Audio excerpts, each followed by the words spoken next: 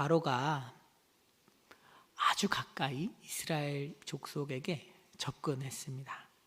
그러니까 이스라엘 자손이 굉장히 이제 공포에 질렸습니다. 10절부터는 이제 새로운 문단인데요. 특별히 이제 우리 성경에 따로 번역은 하지 않았지만 보라라는 단어로 강조하고 있습니다. 그래서 얼마나 이집트 군사들이 아주 가까이 이스라엘 민족에게 이르렀는지를 강조하고 있습니다. 어제 말씀에서 보셨지만 이스라엘 자손들은 아무 생각이 없어서 이곳에 있었던 것은 아니었습니다. 이스라엘 자손은 하나님께서 비하히롯 바닷가 앞에 진을 치라고 해서 결코 진을 치면 안 되는 그런 조건에 있는 아주 막다른 곳에 진을 친 것이었습니다. 말하자면 믿음이 있었습니다. 그런데 이 믿음이 아주 상황이 위급하게 돌아가니까 완전히 깨지는 것이죠. 생각해 보시면 이제 저희도 이제 믿음으로 뭔가 도전도 하고 하나님 말씀에 순종합니다. 그런데 또 너무 어려운 상황, 내가 견디기에 너무 위급한 상황, 이런 것들을 경험하면 또 믿음이 깨지는 것들을 우리가 경험할 수 있죠. 그래서 이스라엘 백성들도 그런 상황이라고 할 수 있습니다. 이런 상황에서 11절, 12절에 이스라엘 민족이 모세를 향해서 원망하는 장면이 나옵니다. 두 가지를 원망하는데요. 하나는 모세에게 애굽에 매장지가 없어서 우리를 이끌어낸 것이냐, 지금 우리를 죽이려고 지금 그러는 것이냐, 우리가 그냥 애굽 사람을 섬기겠다고 하지 않았냐, 언제 내가 광야에서 죽겠다고 했느냐, 이렇게 이야기를 하는 것입니다. 지금 이스라엘 백성은 이제 바로를 보고 있습니다. 오늘 본문에서는 보다라는 단어가 여러 번 나오는데요. 이제 이스라엘 백성이 바로를 보니까, 군대를 보니까 이 너무 절망적이고 화가 나고 하니까 모세를 향해서 막 원망을 쏟아 놓는 것입니다. 인생이 이렇게 될 줄 알았다면 결코 하나님 당신을 내가 쫓아오지 않았을 것입니다. 뭐 이런 고백이죠. 그러니까 하나님이 그때 하라고 해서 하지 않았습니까? 근데 왜 저에게 이런 결과가 오는 것입니까? 제가 안 하겠다고 하지 않았습니까? 그런 것이죠. 자, 이런 상황에서 모세가 이제 백성들에게 두려워하지 말아라, 이렇게 대답을 합니다. 13절에 모세가 두려워하지 말고 가만히 서서 오늘 여호와께서 오늘 너희를 위하여 행하시는 구원을 보라. 이제 다시는 못 볼 것이다, 이렇게 이야기를 하죠. 그러니까 모세는 하나님께서 이스라엘 민족에게 말씀하셨고, 분명히 하나님께서 어제 본문에서도 그 전에도 계속해서 애굽의 바로와 그의 군대로 말미암아 내가 영광을 받을 것이다, 내가 나를 드러낼 것이다, 계속 말씀해 오셨기 때문에 모세가 하나님을 신뢰하고 있습니다. 이스라엘 백성 역시도 이 일을 마냥 하나님 죽겠습니다, 이것이 아니라 그동안 10번, 11번의 재앙이죠. 사실 이제 뱀으로 바꾸는, 지팡이를 뱀으로 바꾸는 것도 있었기 때문에 11번의 기적을 이스라엘 민족이 다 보고도 기억하지 못하는, 하나님의 그 놀라우신 일들을 전혀 기억하지 못하는 이스라엘 자손을 향해서 다시 믿음을 가지라는 것입니다. 근거가 충분하지 않느냐, 이번에도 말씀을 따라서 우리가 왔고 하나님이 일하실 것이다, 그러므로 가만히 서서 보라는 것입니다. 여기에서 가만히라는 것은 뭐 행동을 멈추다 이렇게도 우리가 이해할 수 있지만 사실 조용히 하라, 이런 의미가 더 강한 것 같습니다. 이제 새 번역인데요, 새 번역에 가만히 있어라, 진정하십시오, 이렇게, 그죠? 그러니까 가만히 있으십시오, 이것을 진정하십시오, 이렇게 번역을 했어요. 그래서 이제 불평하지 말라는 것입니다. 불평하지 말고 막 감정이 힘들다고 해서 하나님께 원망하고 불평하지 말고 진정해라, 이렇게 이야기를 합니다. 이렇게 진정을 시켜놓고 성경은 이제 하나님과 모세의 대화로 넘어옵니다. 하나님께서 모세에게 무엇이라 말씀하시는가 하면 나에게 부르짖지 말고 이제 지팡이를 좀 뻗어봐라 이렇게 말씀을 하시죠. 참 이게 흥미로운 본문이에요. 하나님께서 왜 이렇게 말씀을 하실까? 제가 이제 모세의 지팡이를 찾아보니까요. 모세가 지팡이를 앞에서 2번 사용한 적이 있습니다. 모세가 직접 지팡이를 2번 사용했는데 한 번은 7번째 재앙에서 우박을 내릴 때 하늘을 향해서 지팡이를 뻗을 때 있었고 8번째 재앙에서 모세가 지팡이를 뻗으니까 땅 위에 뻗으니까 메뚜기가 임했습니다. 그리고 9번째 재앙은 지팡이는 아닌데 손을 뻗으니까 흑암이 내렸습니다. 말하자면 하나님께서 모세에게 이렇게 말씀하시는 것이죠. 모세야, 이번에도 똑같은 것이다. 지난 7번째, 8번째, 9번째 재앙과 똑같은 것이다. 네가 나를 신뢰하느냐? 이런 질문이죠.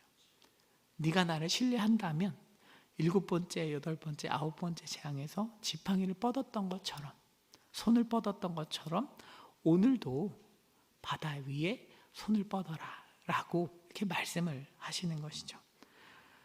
즉 모세가 하나님이 이전에 10개의 재앙 중에 행하셨던 일을 근거로 이번에도 믿음으로 움직일 수 있겠느냐 라고 도전하고 계시고 그 도전의 징표가 지팡이를 앞으로 내미는 것입니다.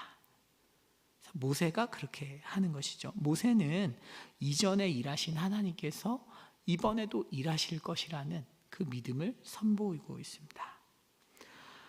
자, 이렇게 모세가 하나님을 신뢰하면 2가지 일이 일어납니다. 2가지 일이 일어나는데요. 하나는 17절, 18절에 하나님의 역사가 일어나요. 하나님이 이제 애굽의 군대와 마병과 바로의 마음을 완악하게 해서 결국은 이제 승리를 주실 것입니다. 저는 이 장면이 참 이번에 출애굽기를 묵상하면서 참 놀랍다고는 생각이 들었습니다. 왜냐하면 제가 애굽에 병거를 끄는 지휘관 정도가 된다라면 저는 바다가 양쪽으로 갈라져 있는 곳에 절대 가지 않을 것 같아요. 그 자체가 압도적이지 않습니까? 그러니까 바다가 이렇게 갈라져 있고 마른 땅에 있고 이스라엘 민족이 이렇게 넘어가는 그 장면이 저라면 너무 압도될 것 같아요. 하나님께서 여전히 이 백성을 돕고 계시는구나. 내가 지금 정신을 못 차리고 어쩔 수 없이 오기는 왔지만 너무 선명한 증거잖아요. 저 못 갈 것 같아요. 그런데 애굽 사람들은 바다가 갈라진 장면을 보고도 욕심에 사로잡혀서 가는 것입니다. 누가 그렇게 하는 것이냐? 하나님께서 그렇게 일하신다는 것이죠. 그 결과 하나님께서 애굽을 심판하고 영광을 얻으실 것이고 온 세상이 주를 알게 될 것입니다. 또 2번째로 하나님이 행하시는 일은 19절, 20절입니다. 하나님께서는 시간을 적절하게 조절하십니다. 19절에 이제 진압해 가던 하나님의 사자가 이제 뒤로 갑니다. 말하자면 이스라엘 민족과 애굽 병거 사이로 이제 위치를 옮기는 것이죠. 원래 이스라엘 민족 앞에 있던 하나님의 사자가 그 쫓아오는 애굽 군대 앞으로, 말하자면 이스라엘 자손의 진영 뒤로 옮겨서 이제 구름 기둥도 함께 옮겨갑니다. 그러니까 애굽 진영에는 구름과 흑암이 가득하고, 그러니까 길을 잡을 수가 없고, 그래서 쫓을 수가 없고, 또한 이 이스라엘 자손은 이제 앞으로 전진할 수 있는 것이죠. 오늘 성경은 모세가 믿음을 사용하는 것이 얼마나 대단한 일인가에 대해서 또 조명하고 있습니다. 한 사람이 믿음을 사용할 때 하나님께서는 모든 상황, 애굽의 마음, 애굽 사람들의 마음, 또 애굽 사람들이 다가오는 시간, 그 모든 것들을 다 조절하셔서 자신의 영광을 드러내시는 것입니다. 오늘 본문은 그래서 핵심이 신실하지 못한 이스라엘 백성과 신실한 하나님 사이에 중보자 모세가 필요하다는 것을 보여줍니다. 성경의 일관된 원칙입니다. 말하자면 하나님께서는 직접 일을 하실 수 있지만 성경에서 잘 그렇게 하시지 않고 꼭 신실한 한 사람이 필요한 것입니다. 신실한 한 사람을 세우고 그 사람을 통해서 일하시기를 즐겨 하시는 것이죠. 그래서 모세가 신실하기 때문에 신실하지 못한 이스라엘 백성들도 그까지도 하나님의 능력으로 말미암아 유익을 얻는, 구원을 얻는 것을 우리가 오늘 본문에서 볼 수 있습니다. 문제는 우리가 모세보다는 이스라엘 민족에 좀 더 가깝다는 것입니다. 물론 우리가 영웅적인 믿음을 발휘할 때도 있지만 사실 우리가 이스라엘 자손들처럼 비명을 지를 때가 더 많습니다. 하나님께서는 이런 우리를 위해서 중보자를 주십니다.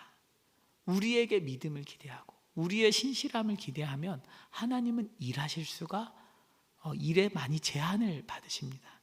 그래서 우리를 향해서 자신을 마음껏 계시하시기 위해, 마음껏 영광 받으시기 위해 예수님을 주신 것입니다. 예수님께서 이 땅에 중보자로 오시는 이유도 모세보다 더 위대하고 더 완벽하게 신실한 예수님으로 말미암아 우리가 구원받게 하기 위해서입니다.